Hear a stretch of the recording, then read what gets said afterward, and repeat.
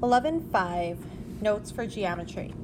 So first we're going to define a radius. A radius of a regular polygon is a segment joining the center to any vertex. So if we were going to draw this, let's start at the center, and then it is a segment joining the center to any vertex. So we'll go to that vertex. There's our radius for the regular polygon. Apothem. An apothem of a regular polygon is a segment joining the center to the midpoint of a side.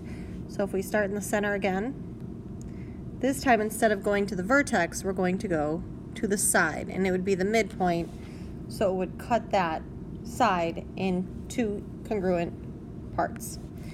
Okay, so here are some notes about apothems and regular polygons as well as radii. So all apothems of regular polygons are congruent. So if I have a regular hexagon, the apothem here is congruent to this apothem, is congruent to that one, and so forth and so forth. So it says only regular polygons have apothems. So remember, regular means that all sides and all sides are congruent and all angles are congruent to each other. All right, an apothem is a radius of the circle inscribed in the polygon. So I'll try to do that. So if I'm going to have a circle inscribed, it's not drawn perfectly, but the apothems would actually be the radius of the circle. And remember, the sides of the regular polygons are tangent to the circle. They're only touching it once. Okay. Next, an apothem is the perpendicular bisector. So if I blow this up, the apothems would form a right angle with the side, and it would divide the side into two congruent parts. All right. A radius of a regular polygon is a radius of a circle circumscribed about the polygon. So this is getting a little bit messy. Let's draw another figure. Okay, so if I have the radius, which goes to the vertex, and mine is not a perfect regular hexagon, but if it was, the radius of the regular polygon would actually be the radius of the circle that's circumscribed about the polygon. So there we go. The radius of the regular polygon is the radius of the circumscribed circle.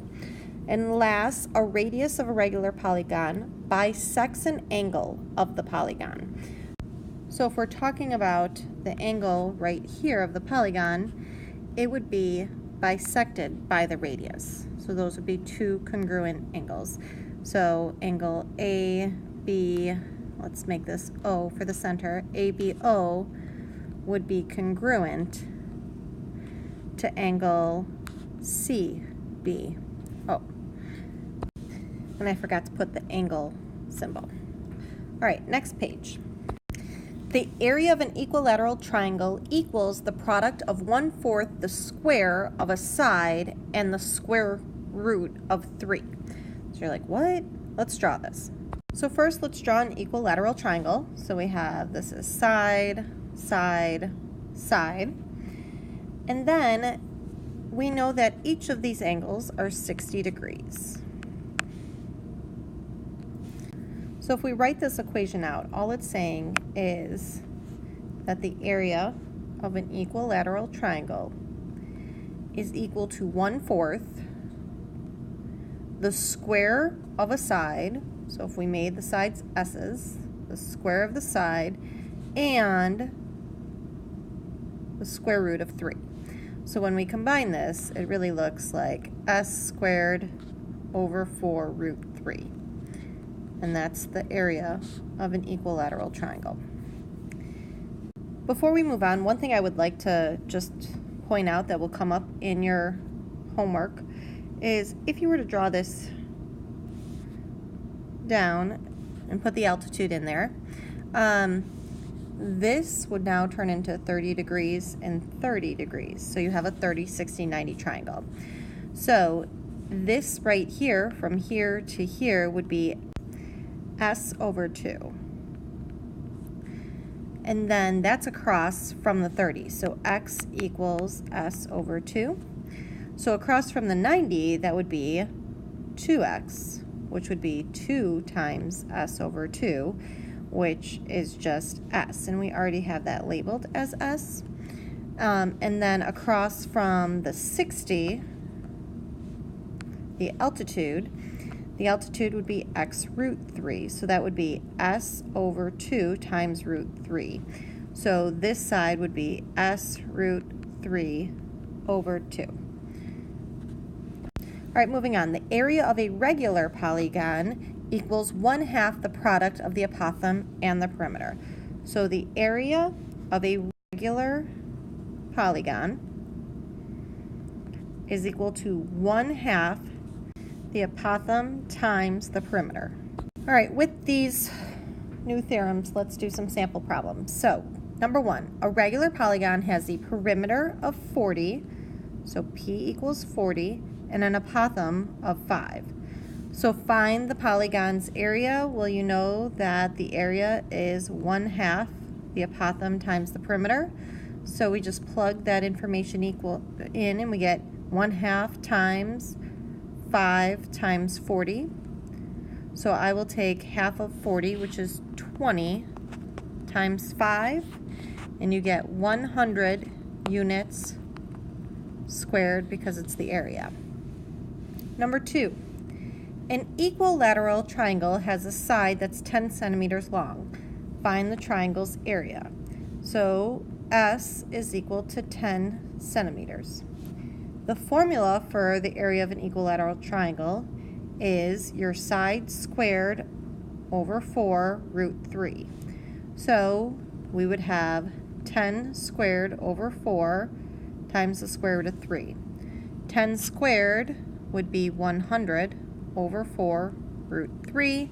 100 divided by 4 is 25 root 3, and that is your answer. You need to have it your units, since they told us the side was in centimeters. Your area is centimeters squared. Okay, a circle with a radius of 6. So let's draw that in there. We have a radius of 6 in an equilateral triangle. Find the area of the triangle. So from here, let's say to here, we know that this is 6. Okay. We also know that if it's an equilateral triangle, if I make this into a triangle, this is 30 degrees. This would be a 90-degree angle because I drew it to that part to form a 90. So now we have a 30, 60, 90 triangle. So I'm going to take out 30, 60, 90 triangle so I can work with it, and it's a little bit bigger. Like that. All right, so if this is 6 and it's across from the 30 degrees, that means that's x. Then across from the right angle would be 2x, which is 12, and this would be your 60 degrees. Across from that would be 6 root 3. All right, if I applied that to this picture, we have 6 root 3 here, and this part is 12. All right, now we need to find the area of the triangle. So since it's an equilateral triangle, the area is 1/2 times the apothem times the perimeter. So with the perimeter, because this is an equilateral triangle, if this part right here is 6 root 3, well then this part right here would also be 6 root 3. So this whole side would be 12 root 3, because 6 plus 6 is 12, and then your root 3. So since we have 3 of those sides that are congruent, we have perimeter equals 12 root 3 times 3. So our perimeter is 36 root 3. Now, the apothem. The apothem, remember the definition, it goes from the center to the side. Well, we were already given that because that's the radius of the circle, and it's also the apothem of the equilateral triangle. So a apothem is given to us as 6. So now let's plug this information and this information into the formula. Area would be 1/2 your apothem of 6 times your perimeter of 36 root 3. And when you multiply half of 6, you get 3 times 36 root 3. 3 times 36 is 108, and then root 3. And we were not given any units, so we'll just say units squared. And that's your answer. This concludes notes for 11.5.